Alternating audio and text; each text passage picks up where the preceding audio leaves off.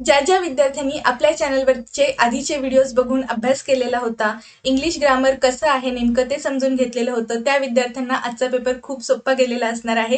PYQ analysis मधले 2 chapters, त्याचबरोबर daily explanation series मधल्या कितीतरी गोष्टी ज्या आहेत त्या आजच्या पेपरमध्ये रिपीट झालेल्या दिसतात. Hello everyone, welcome to grammar centre. मी प्रगती. MPSC कडून घेण्यात येणाऱ्या कंबाईन मुख्य परीक्षेच्या ग्रुप बी चे आज पेपर झालेले आहेत. या ग्रुप बी च्या मुख्य परीक्षेमध्ये आपल्याला नवीन पेपर पॅटर्न नुसार जे प्रश्न विचारलेले आहेत ते दिसतात. त्याचबरोबर 2 महत्त्वाच्या गोष्टी आहेत, ती म्हणजे एकाच दिवशी 2 पेपर होते, ही सुद्धा एक नवीन गोष्ट होती. आणि इंग्लिश आणि मराठी म्हणजे पेपर 1 मध्ये जे लँग्वेजेसचे क्वेश्चन्स असतात ते प्रत्येकी 50 प्रश्न आपल्याला विचारलेले दिसतात. इंग्लिश ग्रामरवरती जे प्रश्न विचारलेले होते त्यांचं आपण आज अनालिसिस करणार आहे. यामध्ये या प्रश्नांची संभाव्य उत्तरं काय असू शकतात हे आपण डिस्कस करूयात. जरी आपण संभाव्य उत्तरं डिस्कस करणार असू तरीही MPSC कडून जेव्हा ऑफिशियल फायनल की येईल त्यावेळेसच ती उत्तरं ग्राह्य धरली जातील. ओके, आजच्या लेक्चरला सुरुवात करूयात. आजच्या लेक्चरमध्ये मी ही जी PDF वापरत आहे ही मला टेलिग्रामवरती जी अवेलेबल झाली ती वापरत आहे. यामध्ये ऑलरेडी काही मार्किंग्स करून ठेवलेले आहेत, पण ते आपण ग्राह्य नको धरूयात, कारण आपल्याला जे मेन क्वेश्चन आहे तेवढ्यावरच फोकस करायचं आहे. जे आन्सर असेल ते आपण डिस्कस करूयात. आणखीन एक महत्त्वाची गोष्ट म्हणजे आजच्या परीक्षेमध्ये 50 प्रश्न इंग्लिशचे होते. त्यातले 5 प्रश्न जे आहेत हे कॉम्प्रिहेन्शनचे होते, म्हणजे पॅसेजवरती आपल्याला प्रश्न विचारलेले होते. यांचं डिस्कशन आज आपल्या लेक्चरमध्ये आपण करणार नाहीये. तुम्हाला जर कॉम्प्रिहेन्शन आज झालेले जे पॅसेजवरती जे क्वेश्चन्स आहेत त्याचा आन्सर पाहिजे असेल तर तसं मला तुम्ही आजच्या या लेक्चरच्या खाली कमेंट बॉक्समध्ये सांगा की आम्हाला कॉम्प्रिहेन्शन वरती सुद्धा लेक्चर पाहिजे, तर मग मी तुम्हाला ते कॉम्प्रिहेन्शनचं लेक्चर अवेलेबल करून देईन. आजच्या लेक्चरमध्ये आपण टोटल 45 क्वेश्चन्स बघूयात, मग जे ग्रामर आणि वोकॅबलरी वरती असतील. आणि हा जो पेपर आहे हा तुम्हाला 17 डिसेंबरला होणाऱ्या परीक्षेसाठी एक रोडमॅप असणार आहे. त्यामुळे या परीक्षेमध्ये कशा पद्धतीने प्रश्न विचारलेले आहेत हे तुम्हाला व्यवस्थित अभ्यास करावा लागेल, कारण आता तुम्हाला तुमची स्ट्रॅटेजी ठरवावी लागेल. काहीच दिवस राहिलेले आहेत मुख्य परीक्षेसाठी, त्यामुळे तुम्हाला एक आयडिया येऊन जाईल की या परीक्षेमध्ये आपण काय अभ्यास केलेला असला पाहिजे. पहिला प्रश्न आहे, fill in the blank with correct antonym of the underline word. आज मी जे काही सांगणार आहे हे तुम्हाला कीवर्ड्स कसे ओळखायचे किंवा मग आपण जे बेसिक शिकलेलो आहोत त्या सगळ्याचा कसा रिलेव्हन्स येतो ते मी प्रत्येक ठिकाणी सांगणार आहे. बरेच प्रश्न असे आहेत की जे आपण आपल्या लेक्चरमध्ये ऑलरेडी बघितलेले आहेत. ओके, सुरुवात करत आहोत. पहिला प्रश्न आहे, अँटोनिम ओळखायचा आहे. हा जर शब्द तुम्ही वाचायला विसरलात किंवा हे जर तुम्हाला लक्षात आलं नाही तर तुमचं उत्तर चुकणार. सेंटेन्स आहे, Rohini's father is bold but her husband is dash. रोहिणीचे वडील बोल्ड आहेत म्हणजे ते धाडसी आहेत, पण तिचा जो हजबंड आहे तो मात्र थोडासा भित्रा आहे, या अर्थाने आपल्याला विचारलेलं आहे. वाईज म्हणजे हुशार, टिमिड म्हणजे भित्रा, लेझी म्हणजे आळशी आणि शार्प म्हणजे एकदम तरबेज किंवा हुशार, या अर्थानेच आपण ते घेऊ शकतो. आणि मग या क्वेश्चनचा आन्सर काय असणार आहे? टिमिड हा शब्द आपल्याला फिल इन द ब्लँक मध्ये फिलअप करावा लागेल. क्वेश्चन नंबर 51 चा आन्सर असणार आहे सेकंड ऑप्शन. पुढचा प्रश्न काय आहे ते बघूयात. 52nd क्वेश्चन आहे, चूज द इनकरेक्ट सेंटेन्स और sentences from the following. Sentences काय आहेत? फर्स्ट आहे, Joseph is very clever. Second, my father is a farmer. Third आहे, character and not looks matter in the long run. Fourth sentence काय आहे? While working with others we have to help each other. आपण सगळे sentences तर वाचले आहेत. आता एक सगळ्यात महत्वाची गोष्ट लक्षात ठेवायची, सी सेंटेन्स मध्ये कॅरेक्टर आणि मॅटर म्हणजे जो सब्जेक्ट आहे त्यानंतर येणारा वर्ब आहे त्यामध्ये दोन्ही ठिकाणी कॉमा करून एक फ्रेज दिलेली आहे. ठीक आहे, हा एक शब्दसमूह दिलेला आहे. आणि ज्या वेळेस आपण अशा पद्धतीची वाक्यरचना बघतो त्यावेळेस जो कर्ता आहे त्यानुसार ते वर्ब वापरलं गेलं आहे की नाही हे आपल्याला बघावं लागेल. कॅरेक्टर हे आपण एकवचनी कन्सिडर करतो, त्यामुळे कॅरेक्टर मॅटर्स असं आपल्याला म्हणावं लागेल. आणि हे मॅटर जे वापरलं आहे त्याऐवजी आपल्याला मॅटर्स वर्ब वापरावं लागेल, मग ते वाक्य बरोबर होईल. त्यामुळे सी सेंटेन्स इनकरेक्ट आहे हे कन्फर्म. मग आपण सी सेंटेन्स इनकरेक्ट म्हणणारे ऑप्शन्स ठेवूयात, बाकीचे एलिमिनेट करू. पण आपल्याला अजूनही आन्सर मिळत नाहीये, त्यामुळे बी आणि डी हे दोन्ही सेंटेन्सेस आपल्याला वाचावे लागतील. त्यातलं बी जे सेंटेन्स आहे हे करेक्ट आहे. माझे वडील एक शेतकरी आहेत, यामध्ये कुठेही मिस्टेक झालेली दिसत नाही. आणि मग आता डी सेंटेन्स जे आहे ते बघितलं तर इथे लिहिलेलं आहे, others we have to help each other. Each other आपण कधी वापरत असतो? जेव्हा आपण फक्त 2 व्यक्तींबद्दल बोलत आहे तेव्हा. ठीक आहे, म्हणजे आपण फक्त दोन व्यक्ती असू तर आपण इच अदर म्हणूयात. आणि जर आपण अनेकांसोबत म्हणजे दोन पेक्षा जास्त व्यक्ती आहेत असं सांगत असताना आपण वन अनदर असं वापरत असतो. त्यामुळे इथे जे आपण अदर्स लिहिलेलं आहे याचा अर्थ निश्चितच दोन पेक्षा जास्त लोक असणार आहेत आणि इच अदरच्या ऐवजी आपल्याला वन अनदर असं लिहायचं होतं. त्यामुळे फोर्थ ऑप्शन मध्ये आपल्याला सांगितलेलं आहे की सी आणि डी इनकरेक्ट आहेत. तर आपण फोर्थ ऑप्शन आपला आन्सर म्हणून सिलेक्ट करूयात. क्वेश्चन नंबर 52 चा आन्सर असणार आहे fourth option. Question number 53, fill in the blanks. It was a secret dash my parents. Parents म्हणजे आपल्या आई वडिलांबद्दल आपण बोललेलो आहोत. हे आहेत दोघ जण. ठीक आहे, आपण ज्यावेळेस पेरेंट्स म्हणतो त्यामध्ये आई सुद्धा येते आणि वडील सुद्धा येतात. आणि दोन व्यक्तींच्या मध्ये जर एखादी गोष्ट असेल तर आपण त्याला काय म्हणतो, बिटवीन. ठीक आहे, त्यामुळे आपण ही जी हिंट आहे यावरून आन्सर गेस करूयात. त्यामुळे बिटवीन असणारे जे दोन ऑप्शन्स आहेत ते आपण ठेवायचे आणि फर्स्ट सेंटेन्समध्ये अमंग जे वापरलेलं आहे हे चुकीचं असेल, त्यामुळे हे दोन ऑप्शन्स आपण एलिमिनेट करून टाकायचे. सेकंड सेंटेन्स वाचूयात. Dash his aunt he has 6 other female relations. आता इथे आपल्याला काय सांगायचं आहे की त्याच्याकडे आणखीन 6 नाती आहेत. बरोबर, म्हणजे हे मावशीसोबतचं नातं तर आहेच त्याचं, पण त्याचबरोबर आणखीन 6 आहेत. म्हणजे यावेळेस आपण ऍडिशन एखादी आहे असं सांगत असतो.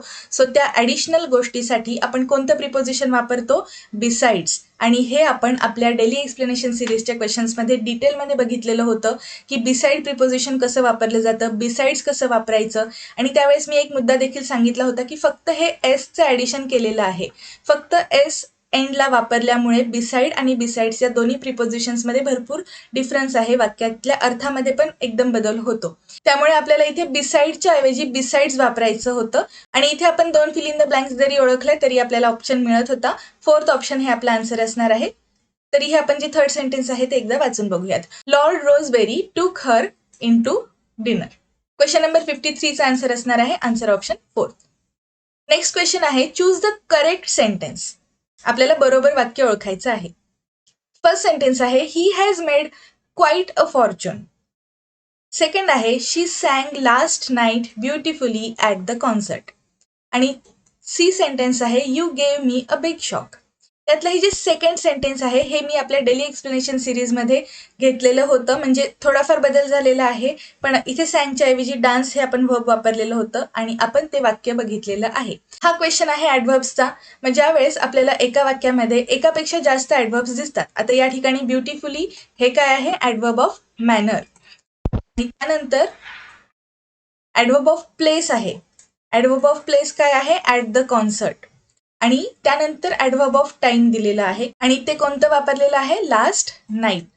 आणि ज्या वेळेस आपण एका वाक्यात एकापेक्षा जास्त ॲडव्हर्बचा वापर केलेला असतो त्यावेळेस त्यांचं सिक्वेन्स काय असायला पाहिजे हे मी तुम्हाला सांगितलं होतं. तो सिक्वेन्स असतो MPD किंवा मग तुम्ही त्याला MPDT असं पण म्हणू शकता. ठीक आहे, यामध्ये adverb of manner, adverb of place, adverb of day और ॲडव्हर्ब ऑफ टाइम अशा पद्धतीने हे ॲडव्हर्ब सिक्वेन्समध्ये आले पाहिजेत. हा आपला रूल असतो आणि हा रूल आपण ऑलरेडी डिस्कस केलेला आहे. ज्या विद्यार्थ्यांनी आधीचे लेक्चर्स बघितलेले असतील त्यांना आजच्या पेपरमध्ये भरपूर फायदा झालेला आहे, हे गॅरंटेड. त्यामुळे हे बी सेंटेन्स तर इनकरेक्ट आहे हे कन्फर्म. मग बी करेक्ट आहे सांगणारे जे ऑप्शन्स आहेत हे आपण एलिमिनेट करूयात. आणि मग राहिलेल्या दोन्ही ऑप्शन्समध्ये सी हे सेंटेन्स दिसत आहे, म्हणजे हे बरोबर आहे हे कन्फर्म. त्यामुळे आपण फक्त ए सेंटेन्स करेक्ट आहे का नाही तेवढंच बघूयात. ए सेंटेन्स काय आहे, he has made quite a Fortune.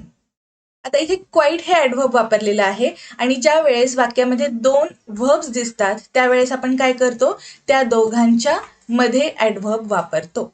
बरोबर, एकच व्हर्ब असेल तर ते ॲडव्हर्ब कोणतं आहे त्यावरून त्याची प्लेसमेंट ठरते.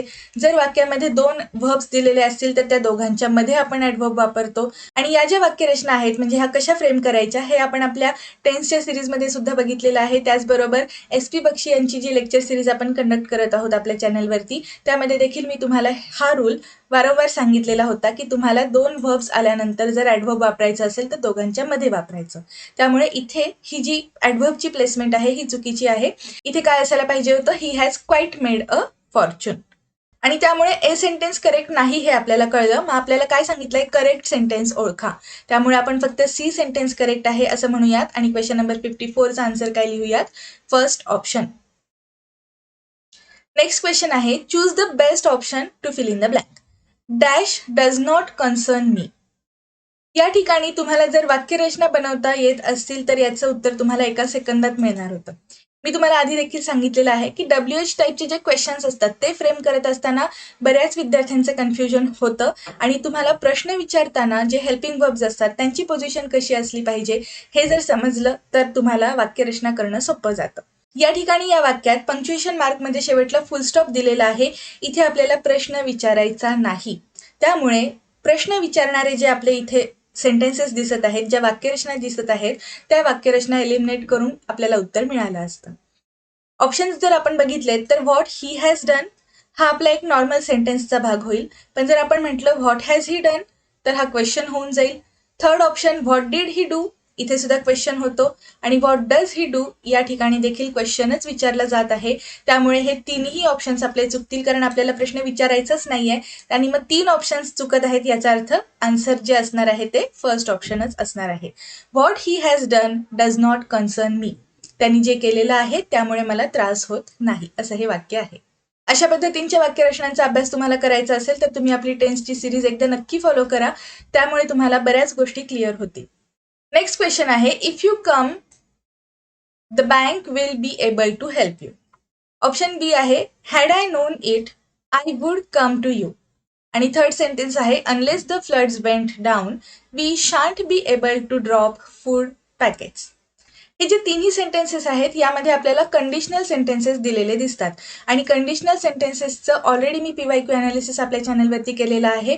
4 पार्ट्स मी त्याचे अपलोड केलेले आहेत. तुम्ही एकदा ती सिरीज नक्की बघा. त्याची प्लेलिस्ट मी तुम्हाला आय बटनमध्ये आणि डिस्क्रिप्शन बॉक्समध्ये प्रोव्हाइड करते. तुम्ही जर पुढच्या परीक्षेसाठी तयारी करत असाल तर कंडिशनल सेंटेन्सेस महत्त्वाचे आहेत हे मी ऑलरेडी सांगितलेलं होतं आणि जर तुम्ही ती सिरीज बघितली असेल तर तुम्हाला हे तिन्ही सेंटेन्सेस करेक्ट कोणते आणि इनकरेक्ट कोणते हे सहज ओळखता आलं असतं. ठीक आहे, आपण याचं अनालिसिस करायला सुरू करूयात. हे कंडिशनल सेंटेन्स आहे. यामध्ये आपल्याला इथे सिंपल प्रेझेंट टेन्सचा वापर झालेला दिसत आहे आणि त्यामुळे पुढची जी वाक्यरचना असेल ती आपण सिंपल फ्युचर टेन्समध्ये करतो. बरोबर, त्यामुळे हे वाक्य बरोबर आहे. सेकंड सेंटेन्स आहे हॅड आय नोन इट आणि इथे आपल्याला परफेक्ट पास्ट वापरलेला दिसत आहे म्हणजे हॅड आणि V3 दिसत आहे. मग परफेक्ट पास्टमध्ये जर आपण कंडिशनल सेंटेन्सेस मधला फर्स्ट क्लॉज वापरलेला असेल तर हे जे सेकंड पार्ट असतो या ठिकाणी देखील आपल्याला परफेक्ट मधली वाक्यरचना करावी लागते. त्यामुळे इथे वुड कमच्या ऐवजी आपल्याला would have come to you हे वापरायला पाहिजे होतं. या ठिकाणी हॅवचा वापर झालेला असला पाहिजे होता. त्यामुळे हे सेंटेन्स इनकरेक्ट आहे. आपल्याला ग्रॅमॅटिकली करेक्ट सेंटेन्स ओळखायला सांगितलेलं आहे. त्यामुळे बी ऑप्शन करेक्ट म्हणणारे ऑप्शन्स आपण सुरुवातीला एलिमिनेट करूयात. मग आता ए सेंटेन्स तर कन्फर्म करेक्ट असणार आहे. ठीक आहे, ऑप्शन्सवरून आपल्याला कळत आहे. मग फक्त आता सी सेंटेन्स व्हेरीफाय करूयात आणि मग आपला आन्सर जे आहे ते बघूयात. Unless the floods went down या ठिकाणी V2 दिसत आहे. बरोबर, आपण अशा पद्धतीच्या वाक्यरचना बघितलेल्या आहेत आणि जर फर्स्ट पार्टमध्ये आपण सिंपल पास्टमध्ये वाक्यरचना केली असेल तर जो सेकंड पार्ट असतो वाक्यात दिलेला यामध्ये आपण कोणकोणत्या प्रकारचे हेल्पिंग वर्ब्स वापरतो किंवा कोणकोणत्या प्रकारचे मॉडल्स आपण वापरतो तर इथे वुड, शुड, कुड, माइट असे पास्ट टेन्स दाखवणारे आपल्याला मॉडल्स किंवा ऑक्झिलरीज वापरावे लागतात आणि इथे शांट हे दिलेलं आहे वर्ब. शांटचा अर्थ काय असतो शाल, नॉट आणि हे शाल आपल्याला पास्ट टेन्समध्ये दिसत नाही त्यामुळे हे सेंटेन्स चुकीचं आहे. ओके, सी सेंटेन्स सुद्धा इनकरेक्ट आहे पण आपल्याला ग्रॅमॅटिकली करेक्ट सेंटेन्स ओळखायला सांगितलेलं आहे म्हणून फक्त ए सेंटेन्स करेक्ट असेल. क्वेश्चन नंबर 56चा आन्सर असणार आहे फर्स्ट ऑप्शन. पुढचा प्रश्न काय आहे ते बघूयात. Question number 57 I do my work myself. Identify the type of pronoun underline in the above sentence. Myself हे कोणत्या पद्धतीचं प्रोनाउन आहे हे आपल्याला विचारलेलं आहे. ज्यावेळेस आपण एखाद्या प्रोनाउनला सेल्फ किंवा मग प्लुरल असेल तर सेल्फ जोडलेलं असतं त्यावेळेस ते रिफ्लेक्सिव्ह किंवा इम्फटिक असे 2 पद्धतीचे प्रोनाउन्स होतात. ठीक आहे, त्यामुळे या 2 ऑप्शन्सपैकीच आपल्याला विचार करायचा आहे. रिफ्लेक्सिव्ह प्रोनाउन आणि एम्फॅटिक प्रोनाउन याबद्दल मी माझ्या प्रोनाउनच्या सिरीजमध्ये तुम्हाला डिटेलमध्ये एक्सप्लेनेशन दिलेलं आहे. प्रोनाउनची जी सिरीज आहे त्याची सुद्धा चॅनलवरती प्लेलिस्ट बनवून ठेवलेली आहे. त्यामुळे तुम्ही एकदा हा व्हिडिओ बघून झाल्यानंतर चॅनलवरचे इतरही व्हिडिओ बघा कारण तुम्हाला येणाऱ्या परीक्षांसाठी 100% मदत होणार आहे. रिफ्लेक्सिव्ह प्रोनाउनमध्ये काय असतं ज्यावेळेस आपण जो कर्ता आहे त्यांनी केलेली ऍक्शन ही त्याच्यावरच वापरली जाते म्हणजे तो जो व्यक्ती आहे हा सब्जेक्ट सुद्धा आहे आणि ऑब्जेक्ट सुद्धा आहे. असं जर असेल तर त्या ठिकाणी रिफ्लेक्सिव्ह प्रोनाउन वापरतात. आणि एम्फॅटिक कधी असतं ज्यावेळेस मी हे केलं हे असं नेटाने किंवा ठासून सांगणे आपण ज्याला म्हणतो ना या पद्धतीने वापरलेलं असतं म्हणजे मी स्वतःच कसं सगळं केलं यावरती भर दिलेला असतो त्यावेळेस ते असतं एम्फॅटिक प्रोनाउन. आणि I do my work my self या ठिकाणी मी माझं काम स्वतः करतो असं म्हटलेलं दिसतं, त्यामुळे हे आहे एम्फॅटिक प्रोनाउन. क्वेश्चन नंबर 57चा आन्सर आहे थर्ड ऑप्शन. 58 नंबरचा क्वेश्चन काय आहे ते बघूयात. Fill in the blank with the most appropriate preposition given below. A boy jumped the well. आता त्यांनी विहिरीत उडी मारली असं आपल्याला म्हणायचं आहे. ओके, त्यामुळे ॲट आणि ऑन हे दोन प्रिपोजिशन्स येणार नाहीत, हे कन्फर्म. मग आता फक्त इन कधी वापरायचं आणि इंटू कधी वापरायचं याबद्दल आपण आपल्या प्रिपोजिशनच्या सिरीजमध्ये बघितलेलं आहे. ओके, सो आता इन कधी वापरायचं आणि इंटू कधी वापरायचं, तर आपण काय म्हणतो, ज्या वेळेस आपण कृती झालेली आहे त्यामध्ये जर गती आहे असं दिसत असेल, म्हणजे काय, त्या ॲक्शनमध्ये आपण आहोत हे आपल्याला समजत असेल, तर तिथे आपण इनटू हे प्रिपोजिशन वापरतो. त्यामुळे मुलांनी जम्प केलेलं आहे, इथे आपल्याला गती दिसत आहे, त्यामुळे आपण इनटू हे प्रिपोजिशन वापरून हे वाक्य बनवू शकतो. 58चा आन्सर काय असणार आहे, third option is correct. Question number 59 जो आहे हा थोडासा इंटरेस्टिंग आहे. Identify the clause element in the given sentence. हे जे क्लॉज एलिमेंट्स आहेत हे ऍक्च्युली आपण काय असतात ते बघूयात. सुरुवातीला सब्जेक्टसाठी एस वापरलेलं असतं, प्रेडिकेटरसाठी पी वापरतात, ऑब्जेक्टसाठी ओ वापरलेलं असतं. त्यानंतर सी हे कॉम्प्लिमेंटसाठी आहे, म्हणजे आपण एखाद्याला कॉम्प्लिमेंट देतो ना त्या पद्धतीच्या कॉम्प्लिमेंटसाठी आपण सी हे एक शॉर्ट फॉर्म वापरलेला आहे क्लॉज एलिमेंटसाठी. आणि ए हे ॲडव्हर्बियलसाठी स्टँड करतं. आता हे वाक्य वाचल्यानंतर आपल्याला काय लक्षात येतं, they call me the Texas ranger, म्हणजे ते मला टेक्सस रेंजर म्हणतात. आपल्याला इथे कॉम्प्लिमेंट दिलेली दिसत आहे, त्यामुळे आपल्याला इथे कॉम्प्लिमेंटसाठी सी हे वापरायचं आहे. त्यामुळे सी जिथे आहे ते आपण दोन ऑप्शन्स ठेवूयात आणि बाकीचे दोन ऑप्शन्स आपण एलिमिनेट करू. पण या ठिकाणी आपल्याला आधीची जी वाक्यरचना आहे ती सुद्धा बरोबर आहे की नाही हे बघावं लागेल, कारण आपल्याला सब्जेक्ट दिसत आहे, दे हा आपल्या वाक्यातला सब्जेक्ट आहे, प्रेडिकेटर आहे आणि मी हे आपलं ऑब्जेक्ट आहे. ते म्हणतात, ते कोणाला म्हणतात, मला म्हणतात, त्यामुळे हे मी काय आहे, आपलं ऑब्जेक्ट. त्यामुळे आपल्याला सिक्वेन्स कसा पाहिजे, SPOC, म्हणजे सब्जेक्ट, प्रेडिकेटर, ऑब्जेक्ट आणि कॉम्प्लिमेंट. त्यामुळे सेकंड जे असेल ते त्याचा आन्सर असणार आहे. क्वेश्चन नंबर 59चा आन्सर आहे सेकंड ऑप्शन. नेक्स्ट क्वेश्चन आहे, identify the unit in which there is an error. मी आधी देखील सांगितलेलं आहे की स्पॉट द एरर आणि एरर डिटेक्शनचे जे क्वेश्चन्स आहेत हे आता फक्त बँकिंग पुरते मर्यादित राहिलेले नाहीत. MPSC कडून घेण्यात येणाऱ्या परीक्षांमध्ये देखील या पॅटर्नचे प्रश्न आता आपल्याला इथून पुढे बघायला मिळतील. त्यामुळे spot the error, error detection या पद्धतीच्या प्रश्नांचा जास्तीत जास्त सराव करा. सेंटेन्स काय आहे ते वाचूयात. She had been a nurse for 3 years and then she wants to study medicine. या ठिकाणी मी या दोन वर्ड्सला हायलाईट केलेलं आहे, हे आहेत माझ्यासाठी कीवर्ड. ठीक आहे, ज्या वेळेस आपण वाक्यामध्ये फॉर नंतर टाइम फ्रेज दिलेली असते त्याच्या आधीचं जे वाक्य असतं हे नेहमी परफेक्ट टेन्समध्ये असतं. आत्ताच आपली लेक्चर सिरीज जी आहे SP बक्षी यांच्या पुस्तकातली त्याचा फंक्शन्स ऑफ टेन्स हा चॅप्टर आपण बघितलेला आणि त्यामध्ये तुम्हाला हा रूल दिसेल की जर आपण वाक्यामध्ये सिन्स, फॉर या पद्धतीचे शब्द वापरून पुढे टाइम फ्रेज दिलेली असेल, टाइम एक्सप्रेशन दिलेला असेल तर तो असतो परफेक्ट टेन्स. या ठिकाणी शी हॅड बीन हे वापरल्यामुळे हा एक परफेक्ट पास्ट टेन्सचा वापर झालेला दिसतो. आणि दुसरा कीवर्ड आहे देन हा शब्द. ज्यावेळेस आपण वाक्यात देन शब्द वापरलेला असतो तो आपल्याला पास्ट टेन्स मधलीच वाक्यरचना दाखवतो. मग हे जे आपण शी वॉन्ट्स म्हटलेलं आहे इथे मात्र V1चा वापर झालेला दिसतो, जे चुकीचं आहे. या ठिकाणी आपल्याला सिंपल पास्टमध्ये वाक्यरचना करायची होती, कारण ज्यावेळेस आपण वाक्यात दोन ऍक्शन्स झालेले आहेत असं दाखवतो त्यातली एक जी आधी झालेली असते तिथे आपण परफेक्ट टेन्सचा वापर केलेला असतो आणि सेकंड पार्ट जो असतो तिथे आपण वाक्याच्या अर्थानुसार, वाक्याच्या रेफरन्सनुसार जो काही टेन्स वापरायचा आहे तो वापरतो. इथे देन नंतर आपल्याला सिंपल पास्ट टेन्स वापरण्याची गरज होती, त्यामुळे हे वाक्य जे आहे हे पार्ट सी मध्ये एरर झालेलं आहे असं आपल्याला दिसतं.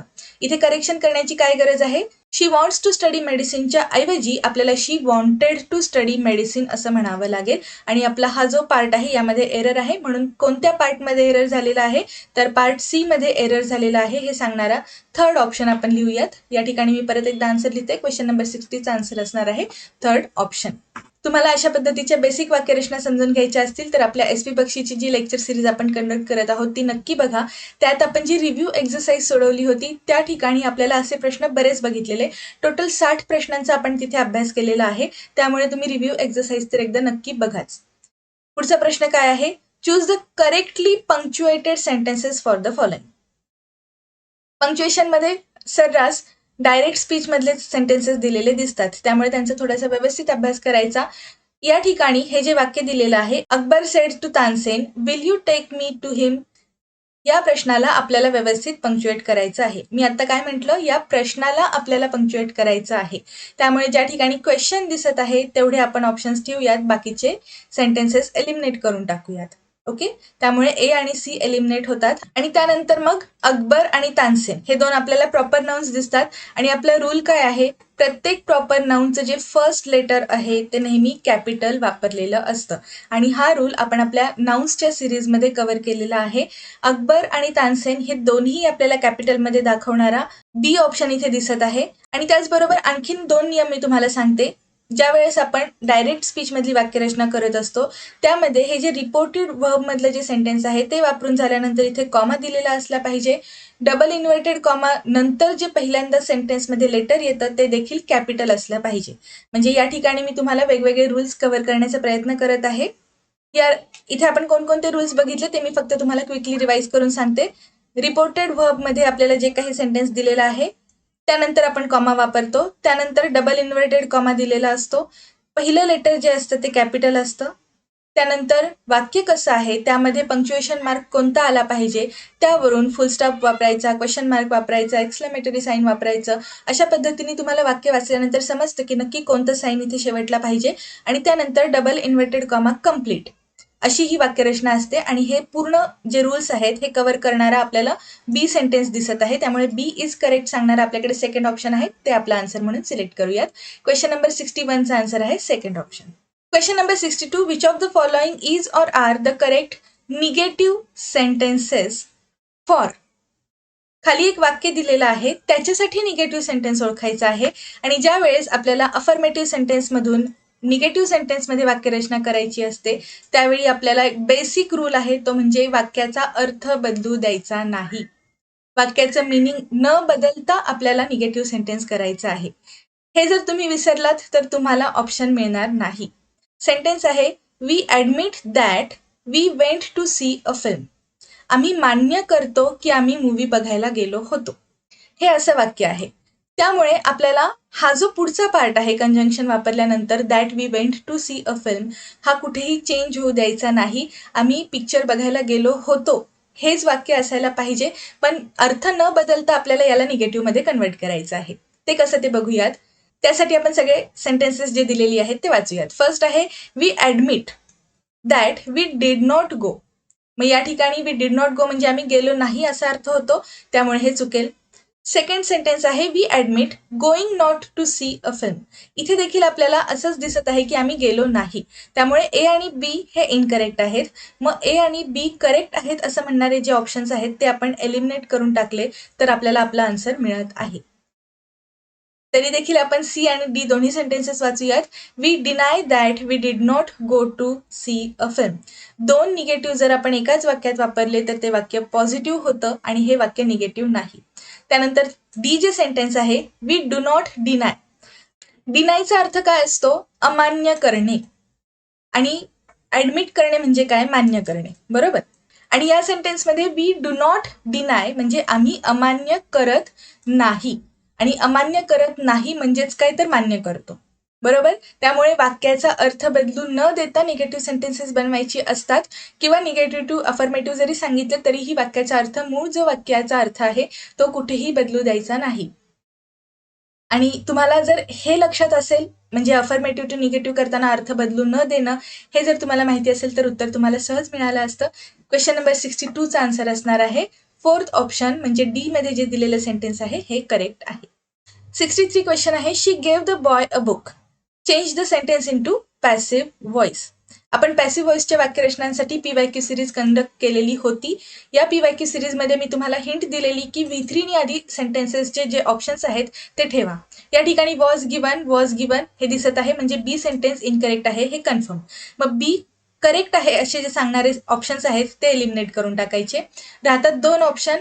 मग या ठिकाणी ए सेंटेन्स करेक्ट आहे हे आपल्याला कळून येतं, त्यामुळे फक्त सी आणि डी मध्येच आता आपल्याला कन्फर्म करावं लागेल. हे व्हेरीफाय करायचं. ज्यावेळेस तुम्ही ऑप्शन्स एलिमिनेट करता त्यावेळेस तुमचा जो वेळ आहे तो खूप वाचतो, त्यामुळे तुम्हाला भरपूर विचार करण्यासाठी वेळ मिळतो. त्यामुळे अशा पद्धतीचं ऑप्शन एलिमिनेशन टेक्निक वापरून प्रश्न सोडवायचे असतात. त्यानंतर मग महत्वाचा पार्ट येतो तो म्हणजे वाक्यातला सब्जेक्ट आणि ऑब्जेक्ट आयडेंटिफाय करता येणं. आता सध्या आपण आपली जी SP बक्षी यांची सिरीज चालू आहे त्यामध्ये व्हॉइस हाच चॅप्टर सुरू केलेला आहे. तुम्हाला अगदी सुरुवातीपासून हे जे लेक्चर आहेत ते बघता येतील. याच्या प्लेलिस्ट चॅनलवरती बनवलेले आहेत. प्रत्येक प्रश्नामागे हा रेफरन्स येत आहे कारण ऍक्च्युली मी आपल्या चॅनलवरती जो काही कॉन्टेंट घेतलेला आहे तो तुम्हाला कसा या स्पर्धा परीक्षांना धरून आहे हे समजावं, किंवा तुम्हाला जर ज्यांना कोणाला काहीच माहिती नाहीये त्यांना बेसिक पासून शिकता यावं, एक माहिती असावी की आपल्या चॅनलवरती हे सगळ्या गोष्टी अवेलेबल आहेत, म्हणून मी सांगत आहे. इथे कुठेही मी माझी स्वतःची जाहिरात करत नाही. ज्या विद्यार्थ्यांना गरज आहे त्या विद्यार्थ्यांपर्यंत हा मेसेज पोहोचला पाहिजे, म्हणून या गोष्टीचं रिपिटेशन होत आहे.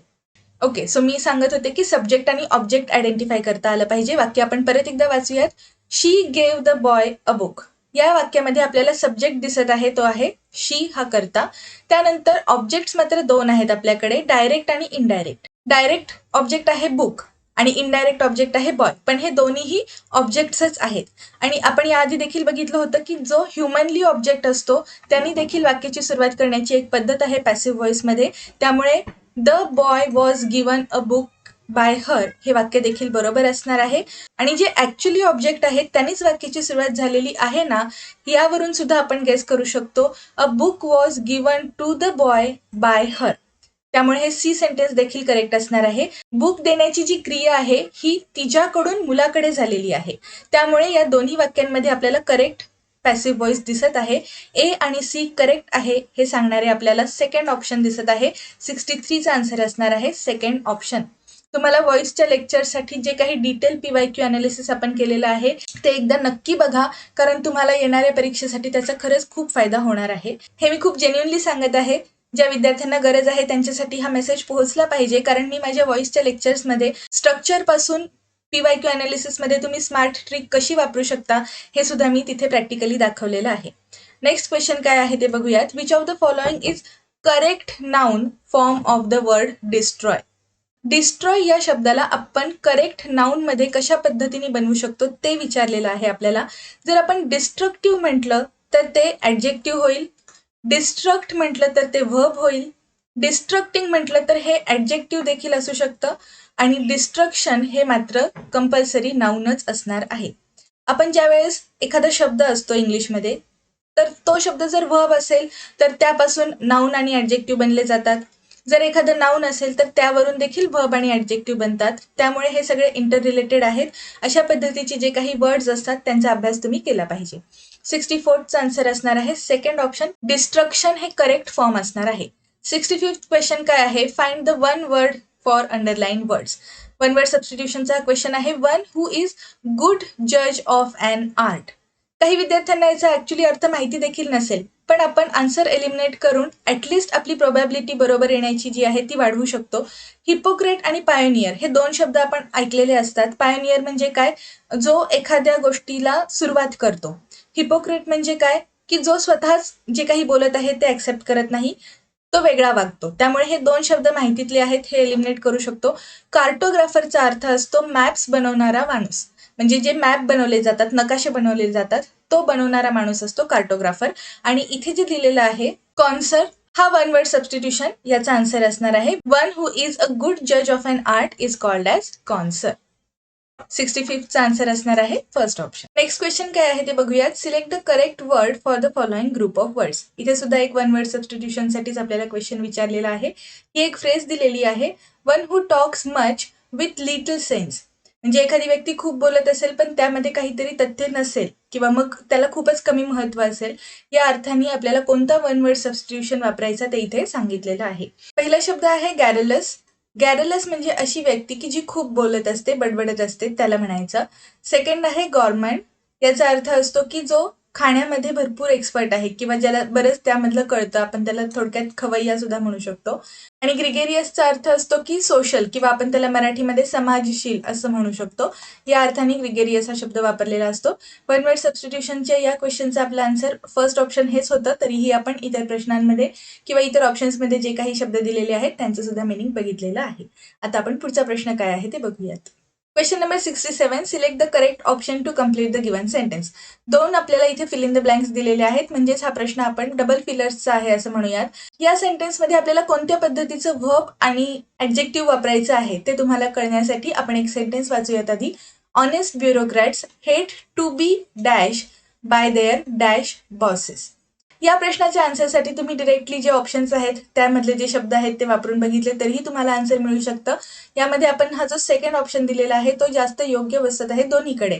आणि ज्या विद्यार्थ्यांना रूलच पाहिजे असेल त्यांच्यासाठी रूल काय आहे, तर इथे बॉस हे नाऊन वापरलेलं आहे आणि याच्या आधी आपण जो शब्द वापरतो तो शक्यतो ॲडजेक्टिव्ह असायला पाहिजे. ठीक आहे, त्यामुळे पॉलिटिक्स हे नाऊन असणार आहे, पॉलिटिकली ॲडव्हर्ब होईल आणि पॉलिटिकल हे ॲडजेक्टिव्ह आहे. आणि त्यावरून तुम्हाला जर रूल पाहिजे असेल तर त्या रूलनुसार पण मी तुम्हाला एक्सप्लेनेशन दिलेलं आहे. पण बेसिकली या फिल इन द ब्लँक्समध्ये टाकून जरी बघितले तरीही तुम्हाला आन्सर मिळालं असतं. Honest bureaucrats hate to be pressurized हे व्हर्बचं योग्य फॉर्म वापरणं गरजेचं आहे. ठीक आहे, प्रेशराईज करणं म्हणजे एखाद्यावरती दबाव टाकणं आणि त्यांना जर आपण प्रेशराईज केलं जात आहे या अर्थाने V3 वापरायला पाहिजे होतं. सो प्रेशराइज्ड असं हे योग्य फॉर्म वापरलं जावं. आणि त्यानंतर सेकंड पार्टमध्ये आपल्याला पॉलिटिकल बॉसेस असं हे वाक्य बनवायचं आहे, अशी ही वाक्यरचना बनवावी लागेल. त्यासाठी सेकंड ऑप्शन करेक्ट असेल. 67th आन्सर असणार आहे सेकंड ऑप्शन. पुढचं क्वेश्चन आहे identify the correct suffix in the word preference. आपल्याला सफिक्स विचारलेला आहे. सफिक्स हा शेवटी असतो बरोबर आणि प्रिफिक्स हा आधी असतो. आपण प्रिलिमिनरी एक्झामिनेशन म्हणतो, म्हणजे प्री पण त्याला आपण शॉर्टकटमध्ये म्हणतो. सो प्री हे आधी असतं, त्याला प्रिफिक्स म्हणायचं आणि सफिक्स जे असतं ते नंतर असतं. मग आता इथे आपल्याला प्रेफर हा शब्द दिसत आहे बरोबर. आपण ज्या वेळेस प्रेफरन्स हा शब्द उच्चारतो, प्रेफर करणे, त्याला आपण प्रेफरन्स म्हणतो. त्यामुळे हा जो ENCE आहे हा आपला सफिक्स असणार आहे. आयडेंटिफाय द करेक्ट सफिक्स तो असणार आहे ENCE. या प्रश्नाचा आन्सर असणार आहे third option. Question number 69, fill in the blanks with the correct pair of articles. आपल्याला इथे आर्टिकल्सचा योग्य वापर करायचा आहे. Dash young and dash old both participated in the rally. या क्वेश्चन मधला कीवर्ड काय आहे? रॅली हा शब्द. प्रत्येक प्रश्नामध्ये प्रत्येक वाक्यामध्ये आपल्याला कीवर्ड्स मिळायचे असतात, फक्त ते तुम्हाला ऐन परीक्षेमध्ये व्यवस्थित आयडेंटिफाय करता आले पाहिजेत. कीवर्ड काय आहे? रॅली. रॅली म्हणजे काय? समूह बरोबर. रॅली ही अनेक लोकांची असते बरोबर. ज्या वेळेस आपण एखादी रॅली काढतो त्यामध्ये निश्चितच अनेक लोक असतात. ठीक आहे, त्यामुळे अनेक लोकांसाठी किंवा अनेक वचनी जर आपण एखादा कर्ता वापरत असेल तर तिथे आपण कधीही आर्टिकल अ आणि ॲनचा वापर करत नाही. कारण आपला रूल काय सांगतो की आर्टिकल ए आणि ॲन जे आहेत हे आपण एक वचनी कर्त्यासाठी वापरतो बरोबर. एक वचनी गोष्ट असेल तरच आपण आर्टिकल ए आणि ॲनचा वापर करतो. आणि रॅलीमध्ये यंग लोक सुद्धा पार्टिसिपेट झाली होती आणि ओल्ड लोक सुद्धा पार्टिसिपेट झाले होते असं आपल्याला म्हणायचं आहे. आणि निश्चितच आपल्याला इथे अनेक वचनी करता वापरायचं आहे. त्यामुळे हे जे ए ॲन वापरलेले जे ऑप्शन्स आहेत हे सगळे एलिमिनेट होतात आणि फक्त आपल्याकडे हे जे द हा जो सेकंड ऑप्शन आहे म्हणजे दोन्ही ठिकाणी आर्टिकल दचा वापर करायचा हे योग्य आहे. इथे जे मार्किंग झालेलं आहे, ही जी मला PDF मिळाली त्यामध्ये ऑलरेडी तसं होतं. इथे सुद्धा आपण एक रूल अप्लाय केलेला आहे, तो कोणता ते बघूयात. ज्यावेळी एखाद्या ॲडजेक्टिव्हच्या आधी आपण आर्टिकल दचा वापर करतो त्यावेळेस आपण त्या एका पूर्ण कम्युनिटीबद्दल बोलत असतो. ठीक आहे, त्यामुळे सेकंड ऑप्शन करेक्ट असेल. 69th क्वेश्चनचा आन्सर असणार आहे सेकंड ऑप्शन. 70th क्वेश्चन काय आहे ते बघूयात. Match the words in column A with their opposite meanings in column B. हा शब्द आपल्यासाठी हिंट आहे, कीवर्ड आहे, कारण आपल्याला विरुद्धार्थी शब्द ओळखायचे आहेत. Okay, fickle. फिकलचा अर्थ काय असतो? चंचल. चंचल म्हणजे जर एका जागी शांत बसू न शकणारा, तर कॉन्स्टंट म्हणजे स्थिर बरोबर. त्यामुळे हे दोन्ही विरुद्धार्थी होत आहेत. मग ए थर्ड सांगणारे आपल्याकडे 3 ऑप्शन दिसत आहेत, त्यामुळे पहिलं ऑप्शन तर आपण सुरुवातीला एलिमिनेट करू शकतो. त्यानंतर जर ज्या विद्यार्थ्यांना फ्रुगल म्हणजे कंजूस किंवा कमी खर्च करणारा असं माहिती नसेल तर त्यांना काही हरकत नाही, त्यांनी पुढचे जे शब्द दिलेले आहेत ते वाचत जायचे, त्याच्यावरून तुम्हाला कुठे ना कुठेतरी अर्थ मिळतो. ठीक आहे, लॉयल म्हणजे एकनिष्ठ, जेंटल म्हणजे हळूवार. ठीक आहे, आणि सेकंड कॉलम मध्ये हे जे पहिल्यांदा दिलेलं आहे फेरोशियस, याचा अर्थ असतो आक्रमक. आणि तुम्हाला जेंटल म्हणजे हळूवार आणि फेरोशियस मध्ये आक्रमक हे बऱ्यापैकी जर तुम्ही गेस करू शकलात तर D1 असं सांगणारे आपल्याकडे मग एकच ऑप्शन आहे आणि तुम्ही आन्सर घेऊ शकता. 73चा आन्सर असणार आहे. Third answer is correct. Question number 71 बघूयात आता. Find out the meaning of the phrase underline in the following sentence. Will you call on him today and tell him that he is to reach the office by 7 AM tomorrow. या ठिकाणी colon या शब्दाचा आपल्याला इडमचा अर्थ विचारलेला आहे. आपण जी इडम्स and फ्रेजेसची fast track revision घेतली होती त्यामध्ये मी हा क्वेश्चन इन्क्लूड केलेला होता. कॉल ऑन म्हणजे काय? टू पे अ व्हिजिट, आणि हे या ठिकाणी आपल्याला ऑप्शनमध्ये दिसत आहे. एखाद्याला जाऊन भेट देणे याचा अर्थ असतो टू कॉल ऑन समवन. ठीक आहे, त्यामुळे टू पे अ व्हिजिट हे आपण ऑलरेडी बघितलेलं आहे. हे त्याचा आन्सर असणार आहे. क्वेश्चन नंबर 71चा आन्सर असणार आहे आन्सर ऑप्शन 3. हा डायरेक्ट क्वेश्चन आहे, यामध्ये कुठेही कन्फ्युजन होण्याची काही गरज नाही. 72nd क्वेश्चन जो आहे तो आपण बघूयात. Find out the correct meaning of the underline idiom in the given sentence. It is unfortunate that India has mostly been at loggerheads with all her neighbours. या ठिकाणी कीवर्ड काय आहे? अनफॉर्च्युनेट हा शब्द. अनफॉर्च्युनेट म्हणजे काय? दुर्दैव. बरोबर, दुर्दैवाने. मग जर हा शब्द निगेटिव्ह आहे हे आपल्याला कळत असेल तर ऑप्शन्समध्ये जो शब्द आपल्याला निगेटिव्ह आहे किंवा ही गोष्ट चांगली नाही असं सांगत आहे तो आपला आन्सर असणार आहे. हे कन्फर्म. ओके, ऑप्शन्स वाचूयात. To be on good terms. आपण काय म्हणलो की आपल्याला चुकीची गोष्ट शोधायची आहे, निगेटिव्ह गोष्ट शोधायची आहे, त्यामुळे फर्स्ट ऑप्शन चुकीचं असेल. टू इन्व्हाइट म्हणजे एखाद्याला इन्व्हाइट करणे, बोलवणे. इथे याचा काही ऍक्च्युली रेफरन्सच येत नाहीये. थर्ड आहे डुईंग बिझनेस ओनली. पण आपण जो कीवर्ड सिलेक्ट केलेला आहे त्यावरून आपण डिसॲग्रीइंग ऑर कॉरलिंग विथ म्हणजे सतत आपण भांडत आहोत किंवा असहमत आहोत एकमेकांसोबत, हे सध्या दुर्दैवी आहे. या अर्थाने याचं उत्तर लिहू शकतो. 72nd आन्सर असणार आहे फोर्थ क्वेश्चन. या ठिकाणी हा जरी प्रश्न वोकॅब्युलरीचा असेल तरी मला फक्त एकच गोष्ट ऍड ऑन करायची आहे. इंडिया हे एका कंट्रीचं नाव आहे आणि त्यासाठी आपण ज्यावेळेस प्रोनाऊन वापरतो त्यावेळेस ते फेमिनाईन प्रोनाऊन वापरलेला असतं. या ठिकाणी ऍक्च्युली याचा काही रेफरन्स येत नाहीये, पण मी तुम्हाला फक्त एक ऍडिशनल गोष्ट म्हणून सांगत आहे कारण हा प्रश्न इंटरेस्टिंग आहे. अशा पद्धतीने जर एखादं fill in the blank next कुठल्या परीक्षेमध्ये आलं तर ते तुम्हाला माहिती असावं. 73rd क्वेश्चन आहे. Choose the one word which is closest to the opposite in meaning. Opposite हा शब्द इथे खूप महत्वाचा आहे. Of the underline word in the given sentence. Sentence काय आहे? There was no altruistic motive that prompted him. अल्ट्रुइस्टिकचा अर्थ काय असतो? परोपकारी माणूस. परोपकारी म्हणजे काय? जो इतरांना मदत करत असतो, जनकल्याणासाठी काम करत असतो, जो इतरांना मदत करण्यामध्ये त्याचा कुठलाही स्वार्थ नसतो. ठीक आहे, परोपकारी माणूस म्हणजे इतरांना मदत करण्यासाठी नेहमी तयार असतो तो, आणि त्यामध्ये त्याच्या कोणत्याही पद्धतीचा स्वार्थ नसतो. हे इथे खूप महत्वाचं आहे. ऑप्शन्समध्ये आपल्याला सेल्फिश हा शब्द दिसत आहे. सेल्फिश म्हणजे काय? स्वार्थी. आणि ऍक्च्युली अल्ट्रुइझमचा अर्थ काय असतो? निस्वार्थीपणे काम करणे, मदत करत राहणे. त्यामुळे याचं जे करेक्ट अपोजिट अँटोनिम असणार आहे ते असेल सेल्फिश. क्वेश्चन नंबर 73चा आन्सर असणार आहे सेकंड ऑप्शन. इतर जे ऑप्शन्स आहेत त्याचा आपण फक्त अर्थ बघूयात. इनह्युमन म्हणजे अमानवी, विकेड म्हणजे दुष्ट, त्यानंतर ब्रुटल म्हणजे निर्दयी. हा क्वेश्चन आहे होमोनिम्स वरती. होमोनिम्स वरती सुद्धा प्रश्न विचारलेले दिसत आहेत. मी आधी तुम्हाला सांगितलेलं आहे की वोकॅब्युलरीमध्ये होमोनिम्स आणि त्याचबरोबर ग्रामरमध्ये conditional sentences, change the voice यावरती प्रश्न येण्याचे प्रमाण जास्त आहे, त्यामुळे त्यांचा अभ्यास व्यवस्थित करा. Choose the meaning of the words underline in the following sentences. First sentence आहे the villagers may be coarse in their looks but they are very innocent at heart. Second आहे the river appears to be changing its course. फक्त हा जो second sentence आहे हे वाचल्यानंतरच तुम्हाला याचा answer मिळत होतं, कारण नदी तिची दिशा बदलते या अर्थाने हे सेकंड सेंटेन्स वापरलेलं आहे. त्यामुळे कोर्सचा आन्सर डायरेक्शन हे तुम्ही जर सिलेक्ट केलं तर तुम्हाला तुमचं आन्सर मिळत होतं.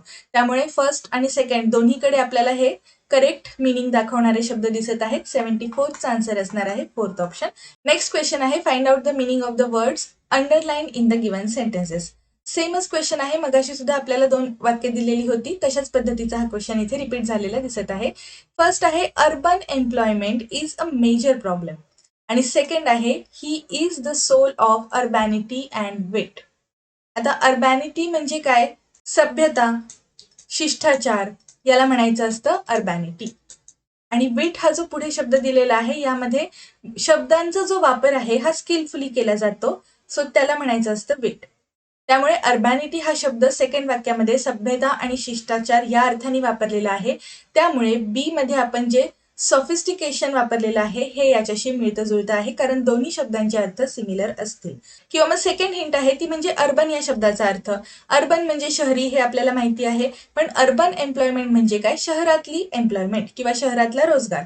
त्यामुळे इन सिटीज हे त्याचं करेक्ट आन्सर असणार आहे. त्यामुळे 75th क्वेश्चनचा आन्सर फर्स्ट ऑप्शन हे आपण लिहू शकतो. 76th question, the word run can have multiple meanings.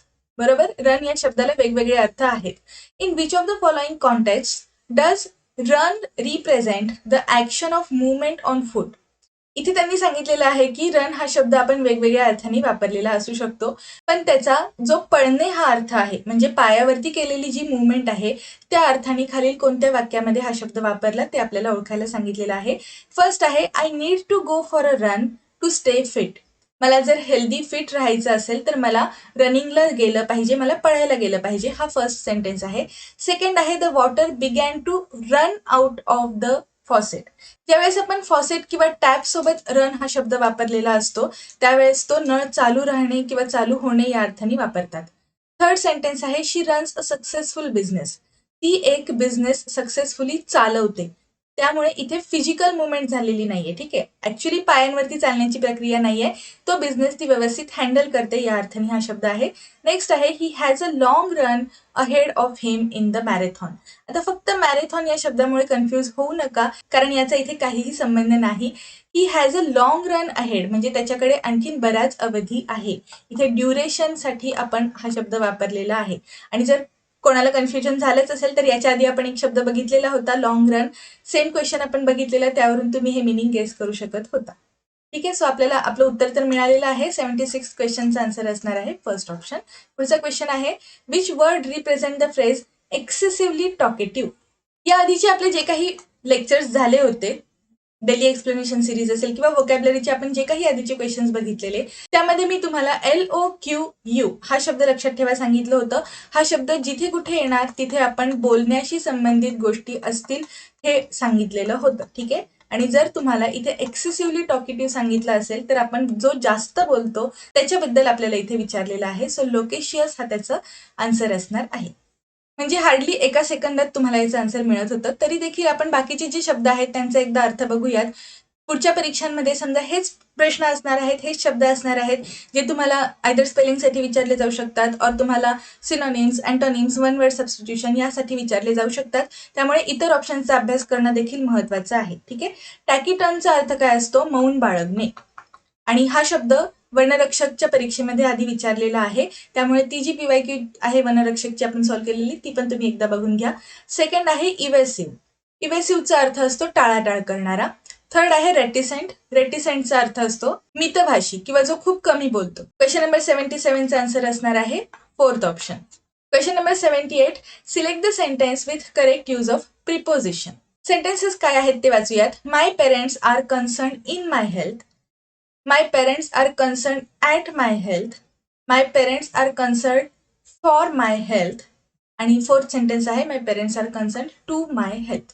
ज्यावेळेस आपण एखाद्याची काळजी करतो, ठीक आहे, किंवा एखाद्यासाठी आपण कुठल्या तरी गोष्टीसाठी काळजी करत असेल तर तिथे एकतर आपण कन्सर्न फॉर वापरू शकतो किंवा कन्सर्न अबाउट वापरू शकतो. या ठिकाणी कन्सर्न फॉर हे आपल्याला वापरलेलं दिसत आहे, त्यामुळे 78चा आन्सर असणार आहे थर्ड ऑप्शन इज करेक्ट.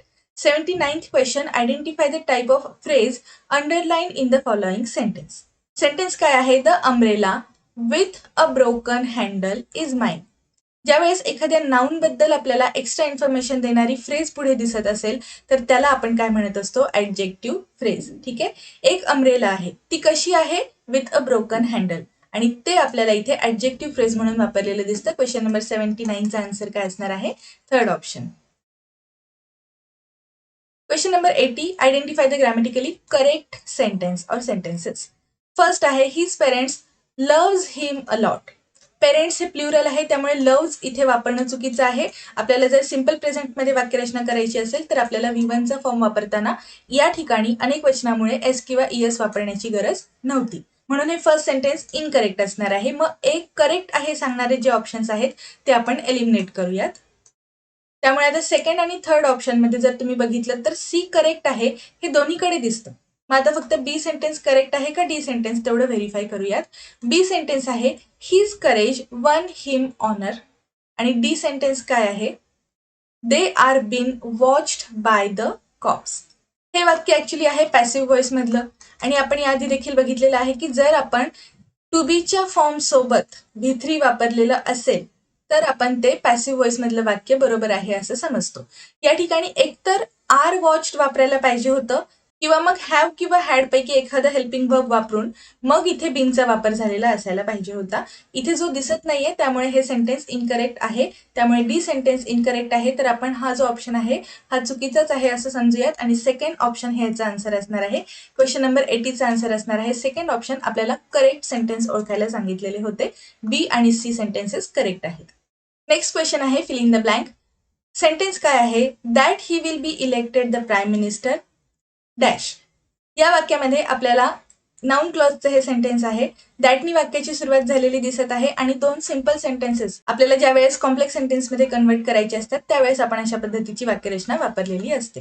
ज्यावेळेस तुम्हाला या क्वेश्चनचा आन्सर मिळत नाही त्यावेळेस एकतर अर्थावरून गेस करायचा प्रयत्न करा आणि दुसरी गोष्ट हे जे फिल इन द ब्लँक मध्ये दिलेले जो ऑप्शन्स आहेत ते सुरुवातीला ठेवा आणि मग वाक्य पूर्ण वाचायला घ्या. म्हणजे मला काय सांगायचं आहे की पहिल्यांदा अर्थ गेस करायचा. विल बी इलेक्टेड म्हणजे काय त्याची प्राईम मिनिस्टर पदी निवड होईल. त्यामुळे ही क्रिया भविष्यात होत आहे आणि लोकांना आत्ता असं वाटत आहे की ही क्रिया भविष्यामध्ये पूर्ण होईल. त्यामुळे everyone aspects that he will be elected the prime minister असंही वाक्य होऊ शकतं किंवा मग that he will be elected the prime minister everyone aspects असं सुद्धा वाक्य असेल. क्वेश्चन नंबर 81चा आन्सर थर्ड असेल असं हे माझं मत आहे. पण ज्यावेळेस ऑफिशियल की येईल त्यावेळेस तुम्हाला जे आन्सर असेल ते कळेल. नेक्स्ट क्वेश्चन आहे प्लीज बॉईल द वॉटर आणि सेकंड आहे द वॉटर इज बॉइलिंग. या ठिकाणी बॉईल हे वर्ब आपल्याला दोन्हीकडे दिसत आहे. The underline verbs in the sentences above belong to the types of verb called dash and dash respectively. Transitive आणि इनट्रान्झिटिव्ह वर्ब्स बद्दल जस्ट आपण आपल्या कालच्याच लेक्चरमध्ये व्हॉइसच्या लेक्चरमध्ये बघितलेलं आहे की ट्रान्झिटिव्ह वर्ब्स काय असतात. हे वर्ब्स असे असतात की वर्बमध्ये सांगितलेली ऍक्शन सब्जेक्ट कडून परफॉर्म होते आणि ती ऑब्जेक्टकडे ट्रान्सफर झालेली दिसते. म्हणजे आपल्याला वाक्यामध्ये सब्जेक्ट देखील पाहिजे आणि ऑब्जेक्ट देखील पाहिजे. ओके, हे असतात ट्रान्झिटिव्ह वर्ब्स. आणि इनट्रान्झिटिव्ह वर्ब्स मध्ये काय असतं आपल्याला सब्जेक्ट तर दिसतो पण सब्जेक्ट कडून परफॉर्म झालेली ऍक्शन पुढे पास ओव्हर झालेली दिसत नाही आणि हे सेम सेंटेन्स आपण SP बक्षी यांच्या पुस्तकात कालच्या चॅप्टरमध्ये बघितलेलं आहे. ओके, ट्रान्झिटिव्ह वर्ब्स मध्ये करता पाहिजे ऑब्जेक्ट पाहिजे. मग आता तुम्ही म्हणाल की फर्स्ट सेंटेन्स मध्ये करता दिसतच नाहीये पण फर्स्ट सेंटेन्स कोणता आहे इम्परेटिव्ह सेंटेन्स आहे आज्ञार्थी वाक्य आहे आणि प्रत्येक आज्ञार्थी वाक्यामध्ये यू हा करता असतो फक्त तो तिथे दिलेला नसतो. ठीक आहे, आपण ज्या वेळेस सेकंड पर्सनला आज्ञा देत असतो हे कर त्यावेळेस तो आपला करता असतो फक्त तो वाक्यामध्ये मेन्शन केलेला नसतो. प्लीज बॉईल द वॉटर या ठिकाणी तुम्ही कोणाला तरी ती कृती करण्यासाठी सांगत आहात. वर्ब काय आहे आपलं टू बॉईल आणि या वर्ब मध्ये सांगितलेली जी ऍक्शन आहे ही कोणीतरी करणार आहे आणि मग ती त्या ऑब्जेक्टवर होणार आहे. ठीक आहे, म्हणजे हे वाक्य ऍक्च्युली कसं असणार आहे यू बॉईल द वॉटर. तू पाणी तापव. पाणी तापवण्याची क्रिया जी असणार आहे ही या सब्जेक्ट कडून त्या ऑब्जेक्टवरती होत आहे म्हणून हे आहे ट्रान्झिटिव्ह वर्ब. मग first fill in the blank मध्ये आपल्याला ट्रान्झिटिव्ह हा शब्द वापरायचा आहे. त्यामुळे हे जे दोन ऑप्शन्स आहेत हे एलिमिनेट करूयात. मग आता दोन्ही ट्रान्झिटिव्ह वर्ब्स आहेत का ते आता आपण बघूयात. वॉटर इज बॉइलिंग आपण काय म्हणत आहे पाणी उकळत आहे. या ठिकाणी ही जी बॉइलिंगची क्रिया आहे ही ऍक्च्युली वॉटरवर होत आहे. हा सब्जेक्ट नाही हा ऍक्च्युली ऑब्जेक्टच आहे आणि त्यामुळे हे सेंटेन्स इनट्रान्झिटिव्ह वर्बचं आहे. ठीक आहे, त्यामुळे आपल्या 82चा आन्सर काय असणार आहे third option is correct. Question number 83 I find no chance dash making a profit in this business. वाक्याचा मराठी अर्थ काय होतो ते गेस करा आणि त्याच्यावरून तुम्ही हे प्रिपोजिशन्स व्यवस्थित फिट करू शकता. आपल्याला असं म्हणायचं आहे की या बिझनेसमध्ये मला नफा कमवण्याची संधी दिसत नाही. बरोबर, आपण इथे काय म्हणत आहे नफा कमवण्याची संधी दिसत नाही. आपण या ठिकाणी चे असं जर काही वापरत असेल तर त्या ठिकाणी आपण ऑफ हे प्रिपोजिशन वापरलेलं असतं. हे एक महत्वाची गोष्ट लक्षात ठेवायची. त्यामुळे हा जो क्वेश्चन आहे याचा आन्सर सेकंड ऑप्शन असेल असं माझं मत आहे. नेक्स्ट क्वेश्चन काय आहे ते बघूयात. The small child was crying for dash mother. आपल्याला इथे चाइल्ड हे नाउन वापरलेले दिसत आहे आणि चाइल्ड हे नाउन ऍक्च्युली कॉमन जेंडरमध्ये कन्सिडर करतात. म्हणजे काय, ते मुलगा सुद्धा असू शकतं किंवा मुलगी सुद्धा असू शकते. त्यामुळे आपल्याला त्याला सूट होणारं एखादं प्रोनाउन वापरावं लागेल. आणि या ठिकाणी हीज म्हटलं तर हे मॅस्क्युलाइन होईल, हर असेल तर ते फेमिनाइन होईल. देअर हे ऍक्च्युली प्लुरल प्रोनाउन आहे, पण आपण चाइल्ड म्हणजे एकवचनी म्हणत आहे, त्यामुळे हे तर इनकरेक्टच असणार आहे. मग आता फक्त कॉमन जेंडर नुसार वापरायचं, म्हणून इट्स हे आपल्याला प्रोनाउन वापरावं लागेल. फोर्थ ऑप्शन जो आहे 84 क्वेश्चनचा आन्सर असेल. 84 question, fourth option is correct. Next question आहे, it is imperative that he catch the next plane. The sentence above expresses dash mood और मूड्स. या वाक्यामध्ये एरर कुठे झाला आहे असं आपल्याला विचारलंय का? अजिबात नाही. म्हणजे दिलेलं वाक्य करेक्ट आहे असंच आपल्याला समजायचंय. ओके, मी इथे एक वर्ड हायलाइट करते.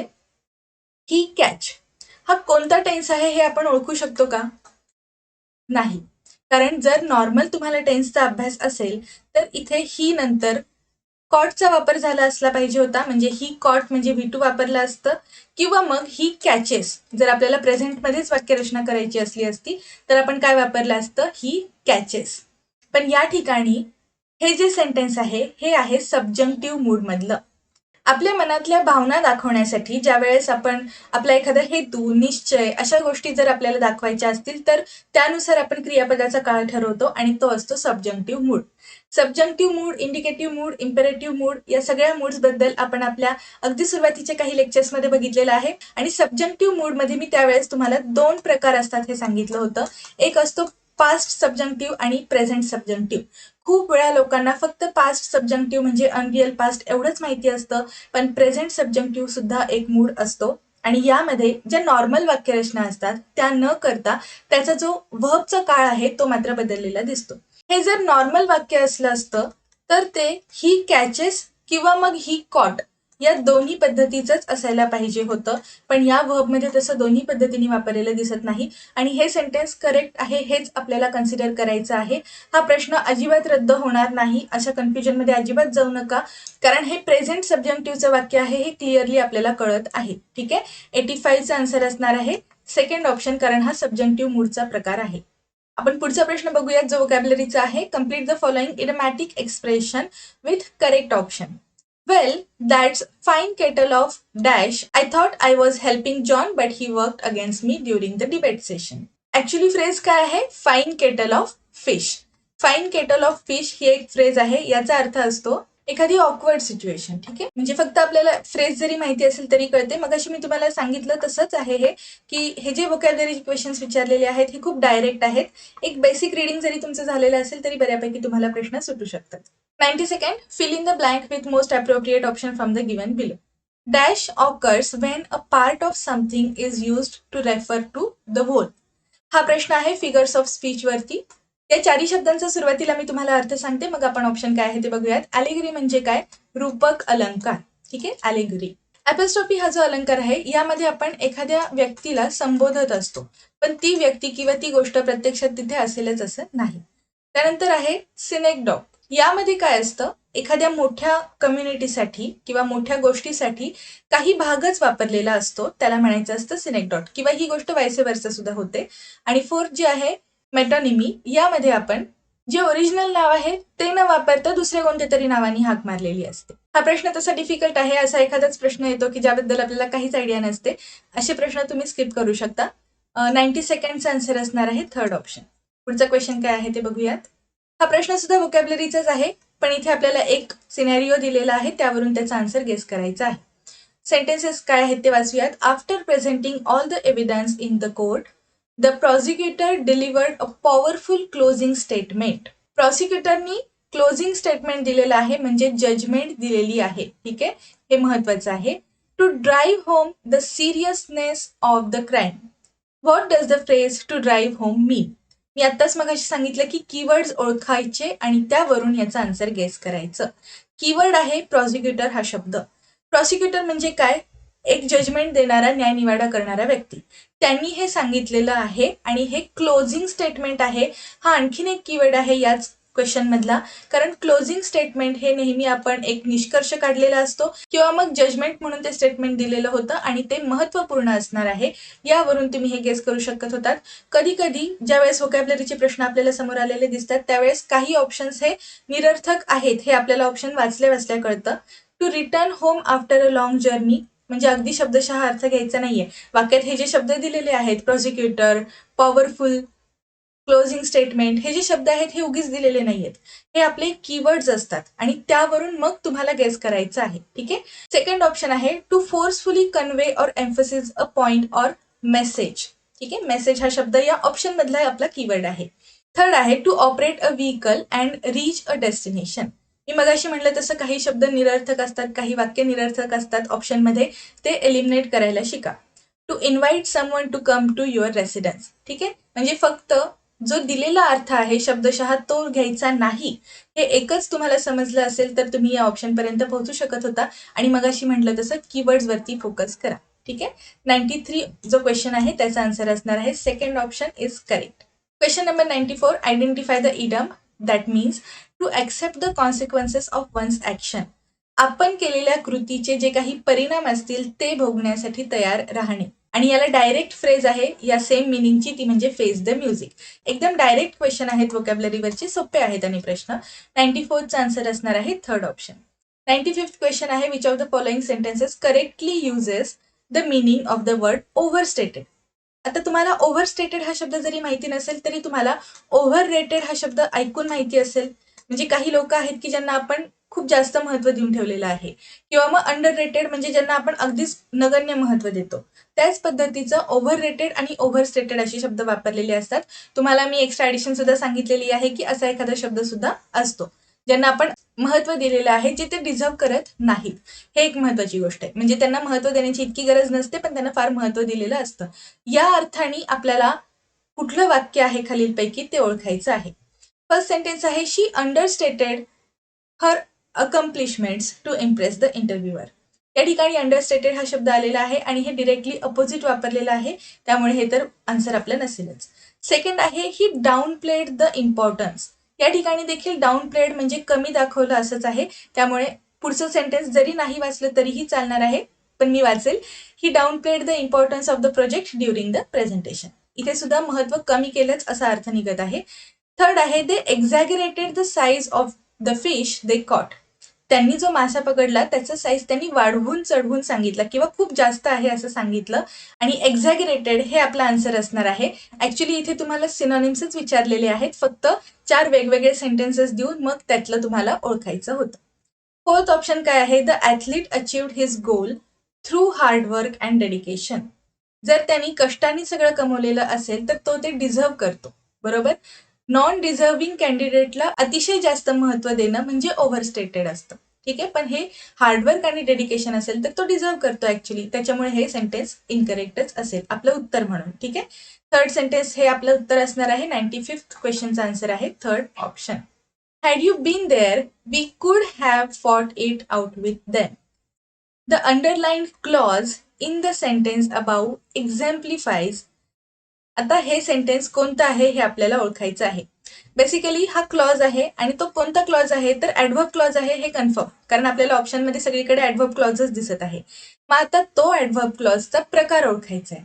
तुम्हाला जरी क्लॉजेसचा अभ्यास झालेला नसेल पण तुम्ही कंडिशनल सेंटेन्सेसचा अभ्यास केला असेल तर तुम्ही हे आरामात गेस करू शकत होता. हे सेंटेन्स इम्पॉसिबल पास्ट जो आपण एक कंडिशनल सेंटेन्सेसचा टाईप बघतो त्यामध्ये हे बघितलेलं आहे आणि ही एक कंडिशन आहे म्हणून हे ॲडव्हर्ब क्लॉज ऑफ कंडिशन असणार आहे. जर असं झालं असतं तर. ठीक आहे. त्यामुळे जी गोष्ट पास्ट टेन्समध्ये होऊ शकली नाही त्या अर्थाने आपण परफेक्ट पास्टमध्ये हे सेंटेन्स वापरलेलं असतं आणि त्यामुळे 96th आन्सर असणार आहे second option is correct. Adverb clause of condition हे या वाक्यातून आपल्याला कळत आहे. Question number 97, let mister Yadav preside over the conference. Passive structure ओळखायचं आहे. आता यामध्ये सगळ्यात महत्त्वाच्या गोष्टी ज्या आपल्याला नोटीस करायच्या आहेत. लेटनी वाक्याची सुरुवात झालेली आहे. हे सेंटेन्स इम्परेटिव्ह आहे. बरोबर. त्यामुळे अशा पद्धतीच्या वाक्यरचना पॅसिव्ह व्हॉइसमध्ये असतात आणि लेटनीच वाक्याची सुरुवात व्हायला हवी आणि हे 4 ऑप्शन्समध्ये दिसत आहे. मग आता सब्जेक्ट आणि ऑब्जेक्ट सुद्धा तुम्हाला आयडेंटिफाय करता आला पाहिजे आणि आपली नेहमीची ट्रिक पॅसिव्ह व्हॉइसमध्ये V3 कंपल्सरी असतं ते आपल्याला कळायला पाहिजे. तर या 3 वाक्यांमध्ये आपल्याला ही ट्रिक लागू पडते, पण फोर्थमध्ये हे दिसत नाहीये. प्रिसाइड हे V1 दिसत आहे किंवा हे इन्फिनिटिव्ह वापरलंय ऍक्च्युली 2 + V1, त्यामुळे हे आन्सर चुकणार आहे. पहिल्या 3 ऑप्शन्सचा आपण विचार करत असताना सब्जेक्ट आणि ऑब्जेक्ट कोणता हे आपल्याला कळावं लागेल. मिस्टर यादव हे आपले सब्जेक्ट आहे आणि त्यानंतर कॉन्फरन्स हे आपलं ऑब्जेक्ट आहे. पॅसिव्ह व्हॉइस मधल्या ज्या वाक्यरचना असतात त्यांची सुरुवात ऑब्जेक्टनी होते, त्यामुळे फर्स्ट सेंटेन्स इनकरेक्ट आहे. आणि मग आता या राहिलेल्या 2 आन्सर्सला आपण फक्त वाचायचं, बाकीचे आपण काहीच वाचलेलं नाहीये. सुरुवात करूयात वाचायला. Let the conference to be presided over by mister Yadav. आणि थर्ड सेंटेन्स आहे let the conference be presided over by mister Yadav. जर तुम्ही सेकंड सेंटेन्स नीट वाचलं तर या ठिकाणी कॉन्फरन्सवरती काम झालेलं आहे असं दिसत नाही, कॉन्फरन्स कडून काम केलं गेलं असं दिसतं. वाक्याचा अर्थ इथे पूर्णतः चुकत आहे, म्हणून सेकंड सेंटेन्स इनकरेक्टच असणार आहे. हे जे थर्ड सेंटेन्स आहे यामध्ये दिसत आहे की मिस्टर यादव कडून ती कॉन्फरन्स प्रिसाइड केली जावी. ओके, 97चा आन्सर असणार आहे थर्ड ऑप्शन. व्हॉइसवरती चांगल्या पद्धतीचे चांगले क्वालिटी प्रश्न विचारलेले दिसत आहेत. व्हॉइसचा अभ्यास एकदा नक्की व्यवस्थित डिटेलमध्ये करा. नेक्स्ट क्वेश्चन बघूयात. It is time I prayed. Second आहे kindly excuse me. Third sentence आहे long live the prime minister. आणि फोर्थ आहे are you happy. Identify the sentences in subjunctive mood. आणि तुम्हाला जर सबजंक्टिव्ह मूडचा अभ्यास व्यवस्थित केलेला असेल 1 सेकंदात याचं उत्तर मिळतं. ठीक आहे, या ठिकाणी long live the prime minister हे आपण लिहिलेलं आहे. म्हणजे इथे आपण ज्या वेळेस एखादी मनातली इच्छा, भावना, हेतू, निश्चय हे व्यक्त करत असतो त्यावेळेस तिथे आपण सबजंक्टिव्ह मूडचा वापर केलेला असतो. त्यामुळे फक्त सी सेंटेन्स करेक्ट आहे इतकं जरी तुम्हाला कळालं तरी ते आपल्यासाठी मोर दॅन इनफ आहे, कारण एकच ऑप्शन आहे सी सेंटेन्स करेक्ट सांगणारा किंवा सी सेंटेन्स सबजंक्टिव्ह मूडचा आहे हे सांगणारा. त्यामुळे आपल्याकडे 98चा आन्सर आहे थर्ड ऑप्शन हे कळलेलं आहे. खूप डिटेलमध्ये आपण व्यवस्थित एक्सप्लेनेशन केलेलं आहे. हे तुम्हाला फक्त आजच्या पेपरचं उत्तर काय इतकंच मर्यादित न राहता व्यवस्थित ग्रॅमॅटिकली तुम्हाला एक्स्ट्रा अभ्यास सुद्धा व्हायला पाहिजे, कारण तुम्ही जो वेळ इन्व्हेस्ट करत आहात हे लेक्चर बघण्यामध्ये तो तुमचा सत्कारणी लागावा, म्हणून मी या गोष्टी तुम्हाला एक्स्ट्राच्या सांगत आहे. अभ्यासच होत आहे तुमचा इनडिरेक्टली आजच्या पेपरचं अनालिसिस करता करता. इथे आपल्याला विचारलेलं आहे आयडेंटिफाय द करेक्ट सेंटेन्सेस. 3 वाक्य दिलेली आहेत. पहिलं आहे he is senior than you by 2 years. Senior नंतर आपण दॅनचा वापर करत नाही, त्यामुळे ए सेंटेन्स इनकरेक्ट आहे. त्यामुळे हे जे 2 ऑप्शन्स आहेत हे सुरुवातीला एलिमिनेट होतात. मग आता सी सेंटेन्स तर करेक्ट आहे हे कन्फर्म, मग आपण फक्त बी सेंटेन्सच वाचायचं. This scarf is older than that. आणि ओल्डर ह्या ॲडजेक्टिव्ह नंतर ज्यावेळेस कंपॅरेटिव्ह फॉर्ममध्ये आपण हे वापरलेलं असतं त्यावेळेस दॅनचा वापर केलेला योग्य असतो. त्यामुळे हे सेंटेन्स करेक्ट आहे, यात कुठलीही चूक झालेली दिसत नाही. आणि आपल्याला करेक्ट सेंटेन्सच ओळखायला सांगितलेलं आहे, त्यामुळे बी अँड सी करेक्ट सांगणारा सेकंड जो ऑप्शन आहे तो आपण आपला आन्सर म्हणून सिलेक्ट करूयात. आणि आता फायनल शेवटचा प्रश्न. प्रत्येक प्रश्नामध्ये तुम्ही ऑप्शन एलिमिनेशन टेक्निकचा वापर करून खूप सहज प्रश्न सोडवू शकता. जितका तुमचा वेळ वाचतो ऑप्शन एलिमिनेट केल्यानंतर तो तुम्हाला जास्त वेळ देतो विचार करण्यासाठी. त्यामुळे ही मेथड कंपल्सरी सगळ्यांनी वापरायची. ठीक आहे, हा जो शेवटचा प्रश्न आहे तो बघूयात. आयडेंटिफाय द सेंटेन्स और sentences with correct question tag. यामध्ये देखील तुम्ही पूर्ण सेंटेन्सेस न वाचता सुद्धा उत्तर सोडवू शकत होतात. ते कसं ते मी तुम्हाला सांगते. आपण हे फक्त टॅग्स जे वापरलेले आहेत तेवढेच वाचायचे. ठीक आहे, इथे काय म्हणलेलं आहे इझंट इट. इझंट वापरलेलं आहे, इट हे प्रोनाउन वापरलेलं आहे जे बरोबर आहे. मग इझंटच्या आधी इथे इज हे पॉझिटिव्ह दिलेलं आहे का हे बघायचं. बरोबर आहे, म्हणजे वाक्य इथे पॉझिटिव्ह आहे, इकडे निगेटिव्ह टॅग वापरलेला आहे, त्यामुळे हे सेंटेन्स करेक्ट आहे. त्यानंतर सेकंड जे आहे वोंट यू, म्हणजे इथे जर वोंट वापरलं असेल तर आधीच्या वाक्यामध्ये इथे विल वापरलं असलं पाहिजे होतं. ते इथे दिसतंय का कुठे? नाही, त्यामुळे सेकंड सेंटेन्स इनकरेक्ट आहे. पण यापेक्षा सुद्धा आणखीन एक खूप मस्त ट्रिक होती. तुम्हाला जर नीड हे एक मोडाल म्हणून वापरलं जातं आणि त्याचा देखील क्वेश्चन टॅग होतो हे माहिती असतं तर तुम्हाला हे 2 ऑप्शन्स राहिले असते आणि मग तुम्हाला हे आन्सर मिळवणं जास्त सोपं झालं असतं. थर्ड टॅग काय आहे नीडशी, आणि हे चुकीचं नाही. बऱ्याच विद्यार्थ्यांना असं वाटू शकतं की इथे नीडशी हे असं कसं टॅग वापरलेलं आहे, पण हे इथे मोडाल म्हणून वापरलेलं आहे त्यामुळे ह्याचा सुद्धा टॅग होतो, हे करेक्ट आहे. आणि इथे जर पॉझिटिव्ह वापरलं असेल तर आधी निगेटिव्ह आहे का ते बघायचं आणि ते दिलेलं दिसतं, त्यामुळे हे सेंटेन्स करेक्ट आहे. आणि सी सेंटेन्स करेक्ट सांगणारे आपल्याकडे 2 ऑप्शन्स आहेत, त्यामुळे फर्स्ट आणि फोर्थ एलिमिनेट होतो. मग इथे बी सेंटेन्स बरोबर का ए सेंटेन्स बरोबर हे तुम्हाला फक्त ओळखायचं होतं आणि सगळ्यांना माहिती आहे कन्फर्म ए सेंटेन्स करेक्ट आहे, म्हणून याचा आन्सर काय असणार आहे? Third option. 100वा जो प्रश्न आहे त्याचं उत्तर आहे ऑप्शन थर्ड. संभाव्य उत्तरे काय आहेत? या फक्त एका प्रश्नामुळे अनेक विद्यार्थी खूप अपेक्षेने, विश्वासाने हे व्हिडिओज बघायला आलेले असतात आणि अशा विद्यार्थ्यांना ज्यावेळेस आपलं उत्तर काय आहे हे कळण्याबरोबरच इतरही माहिती मिळाली तर ते खूप चांगलं होईल. या हेतूने मी हे लेक्चर आज कंडक्ट केलेलं आहे. यामध्ये मी जी काही उत्तरे सांगितलेली आहेत ही माझ्या नॉलेजप्रमाणे आहेत. जर तुम्हाला यामध्ये काही चेंजेस असतील तर ते MPSC कडून ऑफिशियल की आल्यानंतरच समजतील. त्यामुळे तुम्ही लगेचच इकडे तिकडे उत्तर शोधायला लागू नका. जर तुम्हाला शोधायचंच असेल तर तुम्ही जे रेफरन्सेस वापरले होते तेच बघा. आजच्या परीक्षेमध्ये तरी कुठलाही प्रश्न रद्द होईल असं मला वाटत नाही, पण तरी देखील आपण जे काही MPSC कडून येणारी ऑफिशियल की असेल त्यासाठी वाट बघूयात.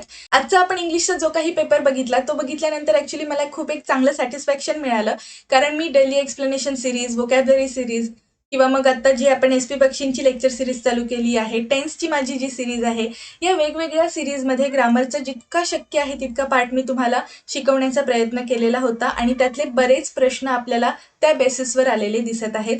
मी तुम्हाला जिथे जिथे शक्य आहे तिथे आय बटनमध्ये लिंक्स प्रोव्हाइड केलेले आहेत. याचबरोबर आपल्या चॅनलवरती मी सेपरेट प्लेलिस्ट बनवून ठेवलेले आहेत, त्या सगळ्याचा तुम्ही अभ्यास करू शकता. असेच हेल्पफुल व्हिडिओज तुम्हाला आपल्या चॅनलवरती भरपूर अवेलेबल असणार आहेत, त्यामुळे चॅनलला नक्की सबस्क्राईब करा. तुमच्या फ्रेंड्स सोबत, फॅमिली सोबत देखील हा चॅनल जास्तीत जास्त शेअर करा. युट्यूबवरती 1000 सबस्क्रायबर्स कंप्लीट होण्याच्या खूप जवळ आपण पोहोचलेलो आहोत. जास्तीत जास्त शेअर करा आणि 1000 सबस्क्रायबर्स पूर्ण करून टाका. आपले इंग्लिश ग्रामरचे हे जे लेक्चर्स आहेत हे कंटिन्यू चालतच राहतील. भेटूयात पुढच्या लेक्चरमध्ये. थँक्यू.